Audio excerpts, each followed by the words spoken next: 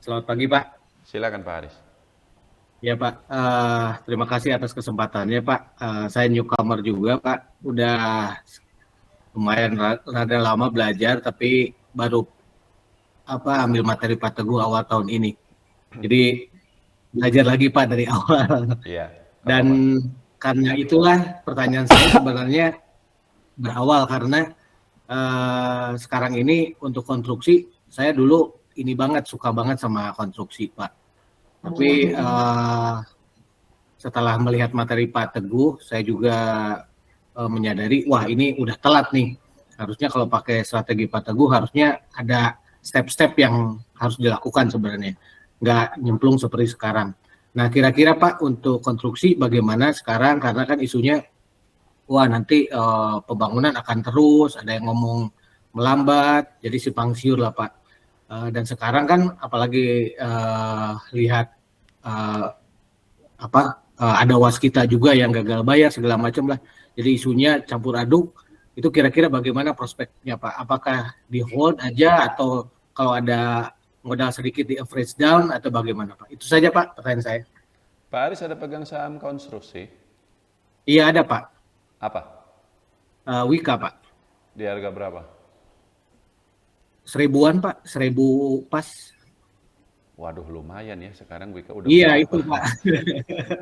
Makanya sebenarnya pas lihat materi Pak Teguh, waduh, ini sebenarnya harusnya diamalkan nih materinya. Mungkin selamat Pak. Iya, iya, iya. Telat keluar ya. Telat Eh, keluar. tapi Wika aja, nggak pegang yang lain, Waskita gitu. Ya, alhamdulillah hanya Wika aja Pak. Eh, Cuman lumayan besar gitu kan investasinya karena dulu sempat juga kan sampai 1.200 kalau nggak salah ya. Sempat Wah, 2000 euforia malah, lah. Wika sempat Iya, 2000. malah 2.000. Jadi optimis banget gitu loh Pak. Jadi didiemin aja gitu. Tapi kan kalau sekarang lain situasinya. Saya jawab ya Pak Haris. Ya, silakan Pak. Terima kasih Pak. Saya akan jujur kepada Pak Haris dan juga teman-teman yang lain ya. Saya sendiri pun bisa dibilang korban dari BUMN konstruksi ini. Jadi sekitar akhir tahun 2022 kemarin kita masuk di saham Adikarya ya, Adikarya. Pertimbangannya ketika itu karena perusahaan dia right issue pada harga 550. Saya pikir bahwa ya sudahlah, kalau misalnya pemerintah sendiri setor duit ke Adikarya, masa kita nggak berani gitu ya. Meskipun waktu itu sebenarnya kalau kita lihat ya kinerjanya Adikarya juga ya masih acak adut gitu, masih tepara ruguh kalau kata orang Sunda mah.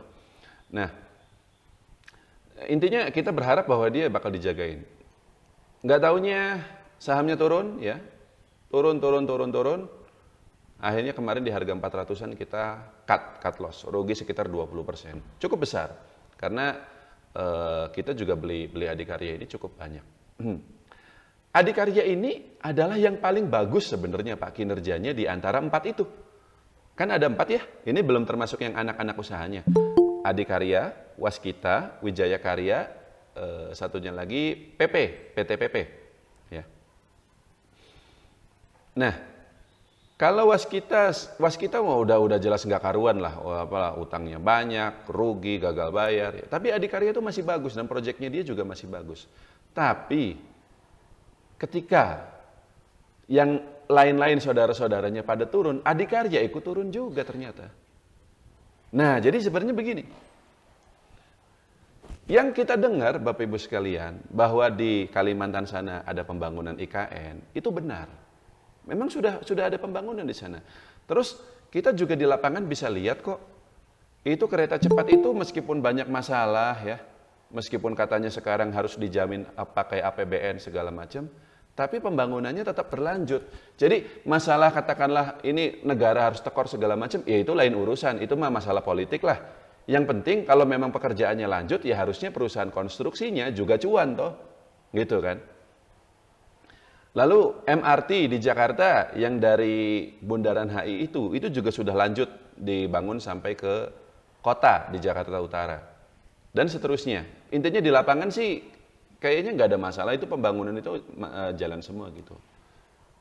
Cuman, ya, oh enggak, satu lagi.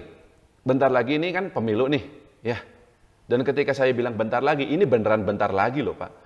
2024 itu nanti pemilunya itu bukan tengah tahun, bukan akhir tahun, tapi bulan Februari. Jadi kurang dari 1 tahun dari sekarang. Pemilu serentak ini, pemilihan presiden dan seterusnya. Nah, biasanya menjelang pemilu ya saham-saham konstruksi dinaikin lah, gitu kan. Cuman ada cumannya. Tahun 2019, pemilu sebelumnya nih, dan juga tahun 2024, nggak ada cerita yang sekarang waskita gagal bayar itu nggak ada waktu itu. Aman-aman aja. Perusahaan konstruksi itu pada cuan, atau mereka belum cuan tapi tidak bermasalah. Nggak ada istilahnya sekarang sahamnya disuspend gitu, nggak ada gitu loh. Nah ini yang sesuatu yang krusial gitu ya. Dan masalahnya yang kena itu justru yang terbesar di antara 4 bersaudara ini. Waskita. Waskita itu asetnya kan hampir 100 triliun, paling gede dibanding Adikarya, PTPP ataupun Wijaya Karya. Dan justru dialah yang bermasalah. Dan yang kita lihat lagi ya, mohon maaf, ya kayaknya nggak ada upaya khusus apa-apa dari pemerintah tuh. Karena gini-ginilah, saya sih percayalah Bapak Menteri atau siapapun yang memang bertanggung jawab atas waskita ini bekerja keras mengurus agar masalah waskita ini beres gitu. Tapi kan yang publik lihat itu adalah media sosial. Postingan di Instagram, di YouTube, di Twitter. Kalau yang diposting di Instagram itu adalah Pak Menteri lagi kemana gitu ya, lagi ngurusin sepak bola dan seterusnya gitu ya. Ya timbul kesan bahwa seolah-olah waskita ini diterlantarkan gitu loh. Jadi sekali lagi ini bukan masalah beliau kerja keras atau tidak, tapi ini masalah persepsi. Saya percaya beliau bekerja keras, tapi kalau nggak kelihatan, kalau itu tidak ditampilkan, ya kesannya waskita dibiarkan begitu. Jadi saya pikir itu yang bikin akhirnya investor itu semakin kehilangan kepercayaan terhadap saham-saham konstruksi. Karena balik lagi, meskipun misalnya nih ya, balik lagi Adikarya, termasuk sahamnya Pak Aris, Wijaya Karya, itu nggak ada masalah Pak. Bener nggak ada masalah. Tapi, kalau misalnya waskita ini gagal bayar ke subkontraktornya, dan sudah banyak kan cerita-cerita kayak gitu. Jadi, ada katanya perusahaan konstruksi kecil ya, dia kerjasama sama waskita, nggak dibayar. Mending kalau cuma berapa juta, ini miliaran bahkan bisa sampai ratusan miliar Pak utangnya gitu loh. Nah, kalau begitu kejadiannya, Adikarya misalnya, dia cari subkontraktor juga. Ya subkontraktornya mikir-mikir dong, Adikarya memang gak ada masalah, tapi saudara lu tuh, waskita, gagal bayar, nanti gue dikerjain lagi gitu kan. Nah itu yang istilahnya jadi jelek gitu, outlook ke depannya seperti itu. Nah dengan mempertimbangkan itu semua, ya akhirnya saya sendiri pun give up. Saya keluar dulu lah, kita rugi, betul. Nggak kecil juga ruginya, gede. Tapi kalau kita hold terus ya bisa jadi ruginya malah nambah nantinya. Nah, tapi apakah ini sudah tamat sama sekali konstruksi? Enggak sih Pak. Sekarang ginilah, Garuda Indonesia aja yang segitu parahnya ya masih dipertahankan doh. Ya kan? Waskita juga saya sih cukup yakin lah nggak sampai bangkrut. Tapi selama masalahnya belum selesai, ya selama itu pula saham-sahamnya masih akan tertekan. Dan masalahnya ini kita nggak punya gambaran sama sekali gitu. Waktunya udah mepet banget nih untuk ke pemilu berikutnya. Kurang dari 1 tahun ke depan. Apakah dalam waktu kurang dari 1 tahun itu utang waskita yang entah berapa puluh triliun itu bisa langsung beres? Ya kayak kemarin Lampung bikin jalan gitu ya, hanya semalam langsung beres semua gitu. Nggak bisa begitulah. Ada prosesnya. Iya kan? Bisa nggak dalam waktu sesingkat itu? Kayaknya nggak bisa Pak. Jadi realistis saya, lebih tepatnya bersikap realistis gitu ya. Nah, jadi kalau kita udah pegang sahamnya dan udah terlanjur gede banget juga nih ruginya gitu ya. Apa yang harus kita lakukan? Ya kalau saya sih ya dan karena saya sudah melakukannya juga ya tetap sarannya cut loss. Cuman ya balik lagi lah. Ini kita sakit hati nih kalau harus cut loss gitu kan. Jual separuh dulu lah Pak Aris. separuh dulu. Apalagi Pak Aris tadi bilang pegangnya banyak ya. Kalau udah jual separuh tuh percaya sama saya, pelong nanti rasanya. Kalau misalnya dia turun lagi, ya minimal kita udah keluar setengah. Tapi kalaupun dia naik lagi, ya minimal kita masih pegang setengah. Kan enak, sama-sama enak gitu loh. Dan abis itu tunggu aja, tunggu sampai tiba-tiba muncul pahlawan gitu loh. Oh ini kita akan diselamatkan apa segala macam. Ini kan balik lagi politik sih Pak ujung-ujungnya Pak. Kalau kita bicara BUMN segala macam itu. Jadi apa namanya? Ya kita investor nggak bisa apa-apa. Kalau sahamnya turun ya rugi. Kalau sahamnya naik baru cuan.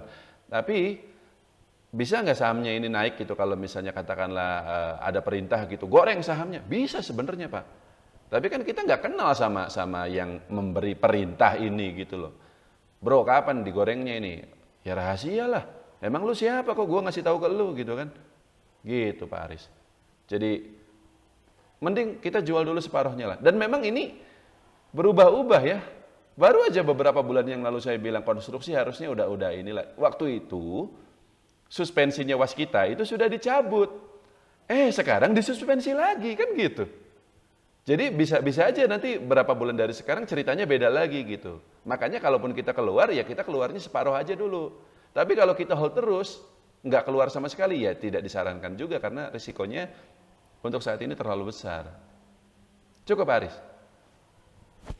Ya cukup Pak Teguh, terima kasih penjelasannya. Lanjut ya.